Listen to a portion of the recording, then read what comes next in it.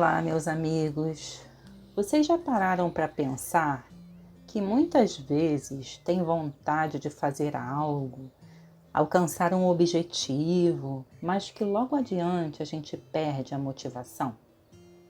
Você deseja alcançar um cargo, abraçar uma carreira, conquistar um imóvel, um carro, o shape dos sonhos, que faz com que você se sinta motivado. Eu sou a Ana Luísa Dornelles, colaboradora do CEIR, e hoje nós vamos iniciar uma reflexão que pode mudar a sua forma de enxergar a vida, sobre uma das potências da nossa alma, que se chama vontade. A vontade e o desejo são diferentes. De acordo com o dicionário, desejo é a aspiração, o querer, a vontade, a expectativa de possuir ou alcançar algo. Já a vontade é a faculdade que tem o ser humano de querer, de escolher, de livremente praticar ou deixar de praticar certos atos. Uma força interior que impulsiona o indivíduo a realizar algo, a atingir seus fins ou desejos, ânimo, determinação, firmeza. O desejo ele estaria ligado ao instinto, ao imediato, voltado para o âmbito material, seria um meio, um caminho. Já a vontade, ela opera sobre o desejo, é muito maior do que ele. Ela está ligada ao sentido da existência e direciona o para onde. Sem a vontade, o desejo, ele pode nos levar a enganos aflitivos, que nós teríamos que reparar durante séculos e algum sofrimento. A inteligência poderia nos aprisionar dentro da criminalidade. A imaginação poderia gerar perigosos monstros na sombra, e a memória, fiel à sua função de registrar, conforme a destinação que a natureza lhe deu, pode cair em deplorável relaxamento. Então, vamos nos deter na vontade. De acordo com Leon Denis, na obra O Problema do Ser, do Destino e da Dor, a nossa alma humana ela apresenta duas formas de expressão e de ação. Uma delas é a que manifesta a personalidade ou eu, com suas paixões, fraquezas e insuficiências. Enquanto essa regular o nosso proceder, nós teremos uma vida inferior semeada de provações e males. Já a outra forma de ação e expressão, ela é interna, é profunda, imutável. É a nossa sede da consciência, a fonte da vida espiritual, o templo de Deus em nós. A primeira forma do eu, no nível de evolução que vivemos, normalmente é a que predomina e se sobressai mais. Somente quando a gente aprender a deixar a forma da sede da consciência desse Deus em nós dominar a forma do eu, quando suas impulsões nos dirigirem, é que nossas potências ocultas serão reveladas, fazendo com que o espírito se afirme em seu brilho e beleza. Somente pela manifestação crescente do Espírito Divino em nós, que chegaremos a vencer esse eu egoísta, associando-nos plenamente à obra universal e eterna, a criar uma vida feliz e perfeita.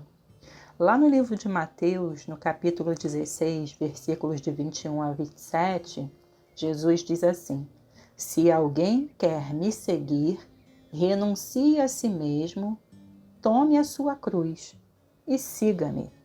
E exatamente ele está querendo dizer isso, que nós renunciemos a nós mesmos, que possamos assumir, tomar a nossa cruz, que é o próximo ponto que eu vou falar, e segui-lo. E o que significa esse tomar a sua cruz, né? Em que há um ponto de início de tudo. Que ponto seria esse?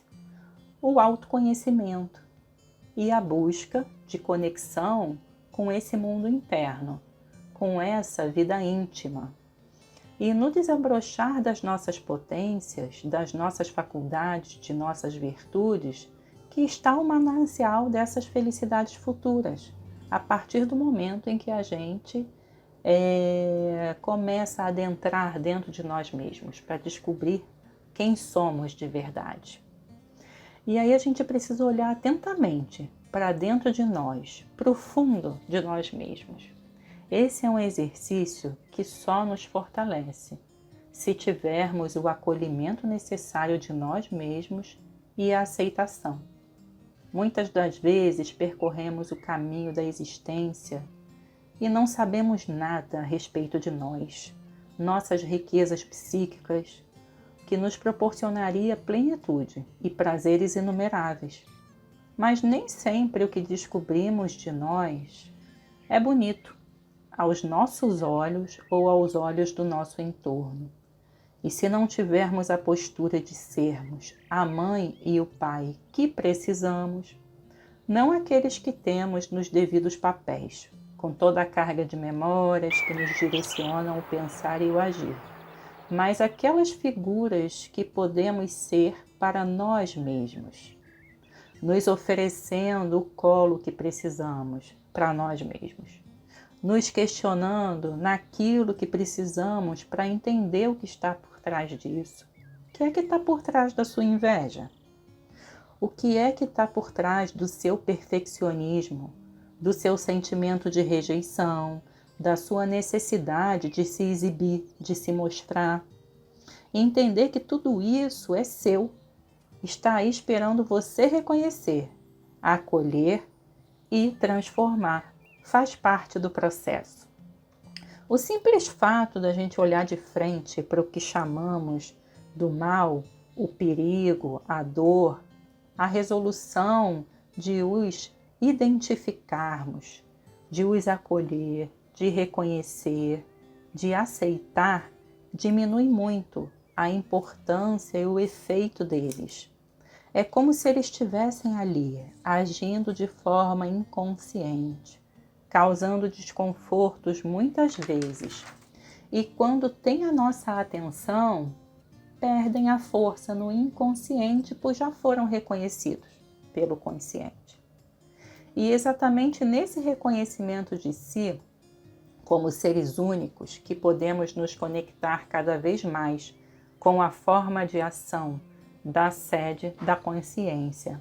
É nesse momento que a gente identifica a nossa cruz e busca carregá-la. É o que esse Deus que habita em nós quer. Por exemplo, se eu descobrir que sou uma pessoa que eu me irrito e fico com raiva porque as coisas não estão saindo da forma que eu planejei, eu já sei que sou alguém que preciso estar no controle das coisas e que existem duas opções. Ou eu reconheço que não tenho o controle, ou terei uma crise de raiva e irritação. Se eu planejei tudo e aquilo saiu completamente do controle, é bem provável que aconteceu aquilo que deveria e, de fato, eu só terei controle sobre a minha forma de reagir. A maior parte do que nos acontece, ou até mesmo tudo, está fora do nosso controle mesmo.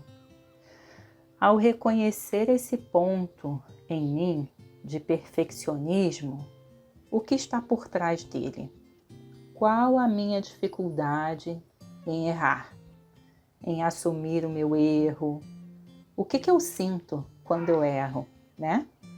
Partindo depois para a aceitação desse meu perfeccionismo, ele já não tem tanta força e a partir daí é que a minha vontade vai entrar em ação, a fim de dirigir meus pensamentos para ações em que esse traço meu possa ser mostrado ou precise se transformar. Dificilmente ele vai ser extinto. No máximo, se ele for novamente rejeitado, ele vai ser reprimido e vai se fortalecer lá no inconsciente. A vontade, ela será a direção dos nossos pensamentos. Ela que vai colocar em movimento as potências internas. Se eu sei que eu sou perfeccionista e vejo essa característica chegando, penso logo: como que eu vou mostrar isso agora? E eu preciso disso agora? É preciso se concentrar, pôr o pensamento em sintonia com o pensamento divino. Ele pode dizer: você não tem mais necessidade disso. O que está acontecendo não está sob seu controle. Deixe fluir. Somente quando a gente direciona a vontade para um objetivo e acalmamos o nosso pensamento, que podemos oferecer a possibilidade de sermos ouvidos e vistos pelos espíritos superiores, os nossos anjos guardiões, por exemplo, nossos anjos da guarda, que podem nos inspirar, vibrar por nós, para que possamos manter a confiança, o otimismo e a vontade.